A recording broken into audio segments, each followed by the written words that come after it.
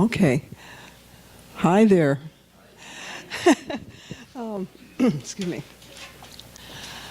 Well, I'm so happy to be here this morning and sharing my experience. I could have raised my hand during celebrations and said I have a celebration, because it really is.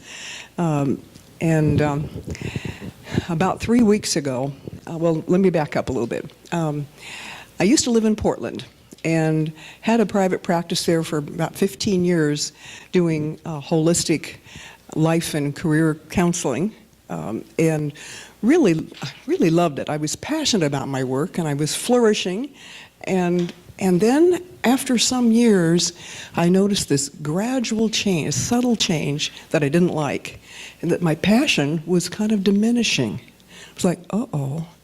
And I tried everything I knew to rekindle it, and nothing worked. And so on the outer level, everything was still going just fine. Looked good. Had full practice. People were referring, clients referring to me, but inside something was missing, and I couldn't put my finger on it. And finally, in the late 1990s, I felt really drawn to Central Oregon here, and felt really at home here, wanted to move over here and live here, but couldn't imagine coming over here and starting a private practice again. That just was not going to happen. So for several years I struggled with this, and with this conflict, really wanting to live here and living, just couldn't see how to make it work. And in May of 1999, I was talking with my spiritual counselor, and I heard myself say, okay, I commit now to creating a life I really love, whatever that takes and whatever that means. And I felt this huge energy go down through my body, and I went, that feels big. Well, little did I know, sure enough, very shortly I realized I had just removed all the obstacles, all the barriers, all the bars, if you will, that I thought were preventing me from moving here and living here. And so I did. I moved here in 1999. And as I look back on it now, when I was in Portland, what was missing for me in my private practice in Portland, what was missing was me, the deeper me. What was happening was my spirit, my soul was calling me to deepen in my spiritual awareness. It was a path, right? A journey, and as Jane said, get on the road. Well, I'd been on the road for a number of years, but it was like another whole level. The whatever it takes and whatever it means has taken a lot, and has meant things I couldn't even imagine. It's probably a good thing I couldn't imagine, because if I had, I wouldn't have been on the journey, probably.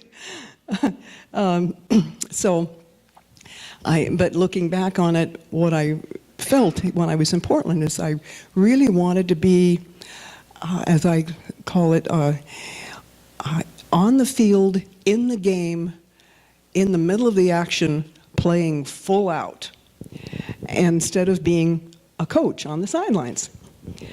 So fast forward 19 years through this spiritual journey, and I've had many different jobs, many different places to live, with intensive personal and spiritual growth work with really masterful facilitators and teachers. What a blessing. And been searching for myself, all this time, my deeper self, right? And for my way to have my authentic expression, self-expression. And that yearning has been getting stronger in recent months, like just really, but as Jane also said, it's nothing that I could make happen, because trust me, I've been trying. Tried everything. We all do, right? Just try everything you know. But I use spiritual practice, and have been for a number of years, to create shifts. So I'm using my spiritual practices. About 3 weeks ago, I did an Om chant meditation for my full self-expression. Now, Om is the creative sound of the universe. And 2 days after I did that meditation, I had a breakthrough. I woke up and had this huge energy shift that I knew that I am fully received by people for who I am. And that had never been my experience since day one, since birth and ongoing. That had not, my experience and my belief had been exactly the opposite of that, is that I'm not received. So that was a huge breakthrough, and the old belief and the experience had just like evaporated, like a dandelion puffball, just poof, and in its place was this new knowing that I am fully received for who I am. And with that, I knew I could receive people, other people, more fully than I had been able to be too, which was just awesome. And I had been wanting to do. So then the next morning, I had the second part of this breakthrough.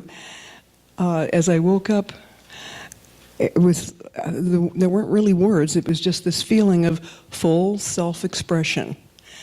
And what I knew and felt is that I am fully supported in finally stepping into doing my real work again. And now I have enough of the deeper me to be of service in this way, authentically. And that's such a joy. So I realized, looking back on it, that my struggles to try to do this work again were blocked by that old belief, that pattern, that old picture of that I was not received for who I am. And with that in place, how on earth could I possibly have an authentic self-expression, right? I mean, it's like, that doesn't work.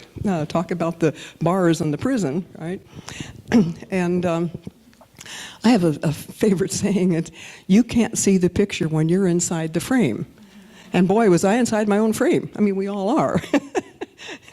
And I needed help to step outside my frame and get a different picture, a different reality.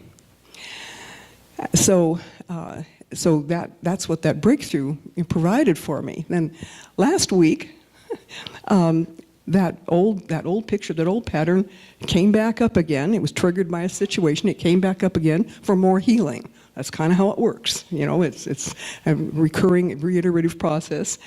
And so I did a release process that I know how to do, and that released some of it. But when you release something, you need to put something new in its place, put truth in its place, or it doesn't work, right? It doesn't complete. And I couldn't find my truth at that moment that landed in me, that felt real, that I could stand on. So I called one of our prayer counselors. And as we prayed together, and as we finished praying, I could feel my energy lining back up again. And I was standing in my truth, my being, the truth of my being. It's like, I'm free, I'm here, I'm home, I'm the liberation, right? It was just, it's like free and flowing and full of life and well-being. And just, I love it. So I'm really grateful. And so that's the kind of freedom and liberation that I wish for everyone. It's just, my passion and joy is to help people clear blocks for their real freedom and create new realities that for their own fuller, authentic self-expression. That's my work. And I'm just so happy now to be able to offer this work and be in service now in this new way. And I have flyers over on the side table over there next to the books. And also I've got flyers with me here. So if you want any more information, you can pick one of those and please talk to me. I'm offering a discount for Unity folks that I don't have on the flyer, so talk to me about what the discount is if you're interested. And just really grateful to be part of this community. Thank you.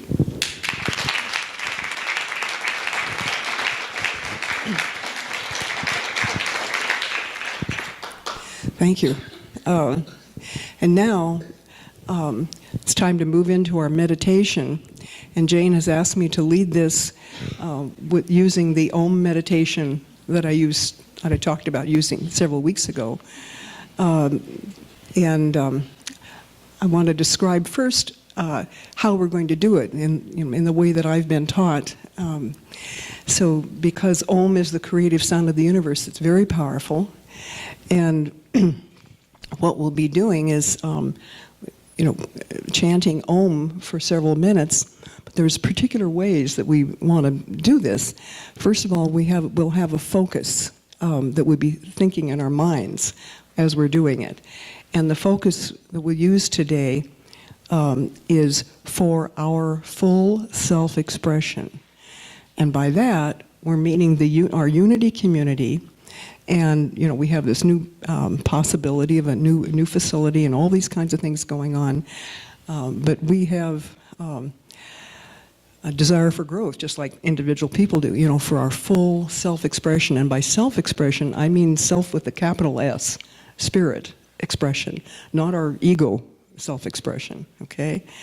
And what we'll do is, in just a minute, I'll lead us, and we'll start chanting the Om. And the way we say it is, it's long on the O and short on the M. So it'd be Om.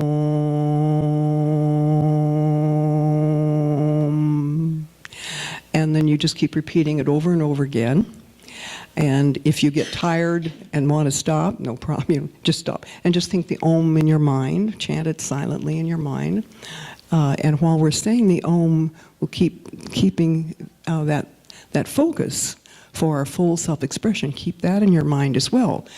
If your mind starts wandering off, you want to just bring it back, because with this Om chant, whatever you're thinking about is what can magnify and get created. So you don't want to be thinking about stuff you don't want to be thinking about while you're doing this.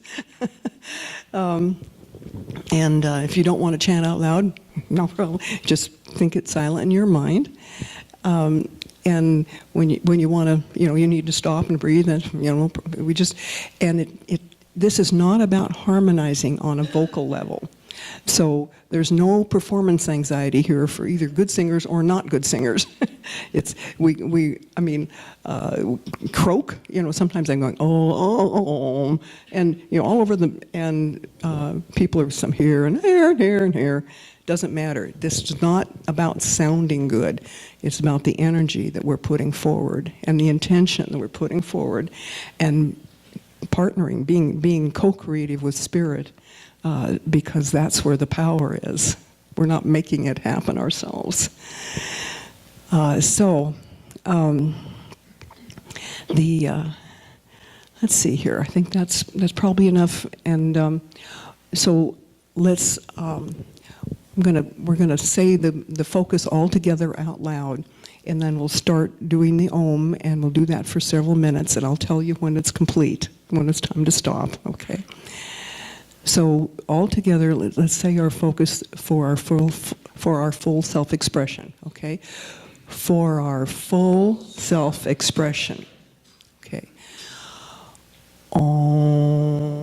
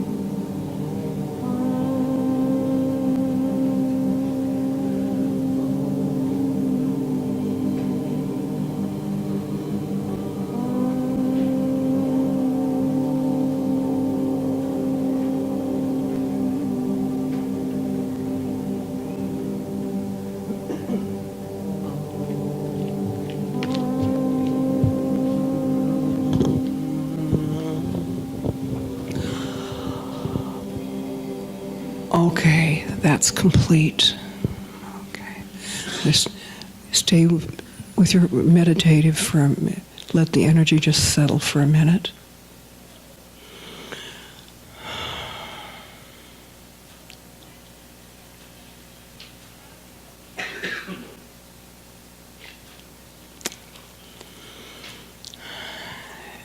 And now, with your intention, just offer all of this to Spirit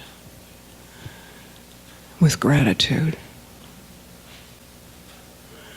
knowing that we were already received and have the gratitude for that.